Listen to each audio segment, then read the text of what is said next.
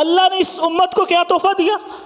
نماز کا دیا۔ جب آقا علیہ الصلوۃ والسلام اللہ کے ہاں معراج میں گئے، جب اپنے رب سے ملاقات کی، تو اللہ نے ہمارے لیے کیا پسند کیا؟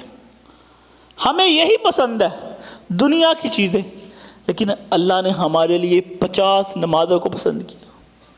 اور آقا علیہ الصلوۃ والسلام نے کیا کیا؟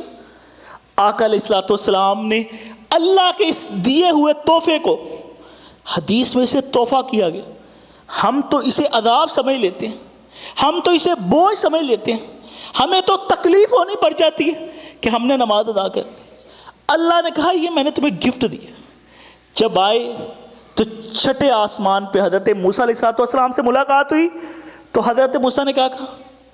حضرت موسیٰ علیہ السلام نے کہا کہ مجھے تجربہ ہے، آپ اللہ تعالیٰ سے کہیں کہ نمازیں جو ہے نا کم کر دے، یہ امت نہیں پڑھ سکتی۔ ہماری 3 نمازیں بھی باری تھی، اس سے پہلے کتنی نمازیں تھیں؟ 2 نمازیں تھیں ہماری۔ یہ ہجرت مدینہ سے پہلے سال پہل کی بات ہے، یہ ہمیں معراج کا اللہ کے نبی صلی اللہ علیہ وسلم کو سفر ہوا تو 50 نمازوں کا تحفہ ملا۔ اس سے پہلے ایک فجر کے وقت، یعنی جو اشراق کا طلوع آفتاب اس وقت، اور ایک عصر کی نماز، 2 نمازیں پڑھا کرتے تھے، پھر 50 نمازیں۔ پھر اللہ کے نبی صلی اللہ علیہ وسلم اللہ کے پاس گئے تو اللہ نے کم کرتے کرتے کرتے 5 نمازیں دی۔ پھر اللہ نے کیا کہا 5 نمازوں کے بعد؟ کہ تم نے کتنی پڑھنی ہے؟ تم 5 پڑھو گے، لا تبدیل لکلمات اللہ، تمہارے رب کے کلمات کبھی تبدیل ہو ہی نہیں سکتے۔ فرمایا 5 نمازیں تم پڑھو گے، اللہ تعالیٰ تمہیں 50 نمازوں کا ثواب دے۔ تو حضرات ذی وقار، یہ 5 نمازیں جو ہمیں اللہ کی طرف سے ملا ہوا تحفہ ہے، ہم وہ بھی پڑھنا نہیں چاہتے۔ ہم یہ 5 نمازیں ادا کر کے اللہ کا شکر ادا کرتے۔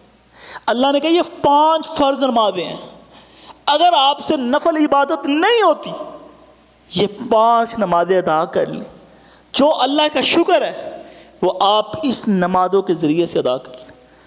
تو اللہ تعالیٰ نے ہمیں 5 نمازوں کا تحفہ دیا، لیکن آج اللہ کے اتنے تحفوں کے بعد جو تحفہ ہمارا فرض بنتا ہے کہ ہم اللہ کے قریب آئیں نماز پڑھ کے، تو جس طرح انشکر للہ حضرت لقمان اللہ کے قریب آئے تھے تو اللہ نے حکمت سے نوازا، اور اگر ہم نماز پڑھیں گے تو اللہ تعالیٰ کا شکر ادا کریں گے، تو اللہ تعالیٰ کا ہمارا یہ فرض بنتا ہے جو انسان کی فطرت کے اندر شامل ہونا چاہیے، وگرنہ وہ انسان نہیں جانور ہوتا ہے۔ اگر آپ کسی کے ساتھ تعاون کرتے ہیں، کسی درندے کے ساتھ، اگر اس کو پانی پلا کے بھی وہ آپ کا نہ ہو، کوئی جانور جسے میں نے پہلے بتایا نا کہ وہ آپ کا گج جاتا ہے جب اسے آپ کچھ کھلاتے پلاتے ہیں، اگر آپ کو کھلانے پلانے کے بعد بھی وہ آپ کو کاٹے تو پھر حساب لگائیں وہ کیا ہو سکتا ہے؟